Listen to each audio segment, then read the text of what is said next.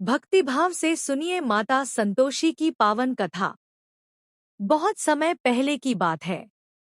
एक नगर में एक अत्यंत गरीब और दुखी परिवार रहता था। उस परिवार का मुखिया ईश्वर में विश्वास तो रखता था, लेकिन जीवन में लगातार कष्ट आने के कारण उसका मन अक्सर उदास रहता था। उसके घर में धन धान्य की कमी थी, आपसी कलह थी और सुख शांति का नामोनिशान नहीं था। उसी नगर में एक वृद्धा रहती थी, जो माता संतोषी की परम भक्त थी। वह हमेशा कहा करती थी, जिसके जीवन में संतोष है वहीं सच्चा सुख है। माता संतोषी उसी संतोष की देवी है। एक दिन उस गरीब व्यक्ति की भेंट उस वृद्धा से हुई। अपनी दुखभरी कहानी सुनाते हुए वह रो पड़ा। वृद्धा ने करुणा से कहा, बेटा, यदि तुम सच्चे मन से माता संतोषी का व्रत करोगे तो माता अवश्य तुम्हारे कष्ट हरेंगी। उसने व्रत की विधि पूछी।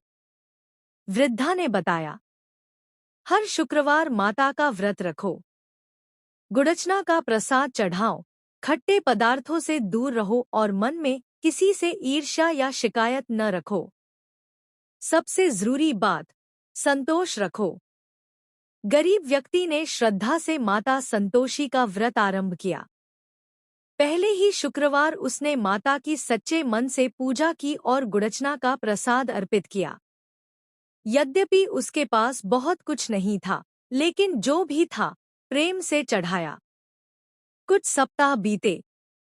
धीरे धीरे उसके जीवन में परिवर्तन होने लगा।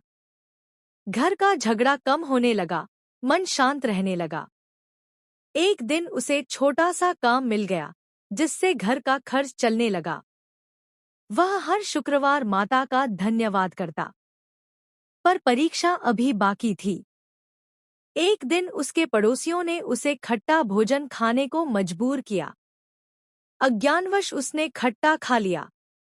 उसी दिन उसके जीवन में फिर परेशानियां आने लगीं, काम छूट गया, घर में तनाव बढ़ गया। तब उसे अपनी भूल समझ आई।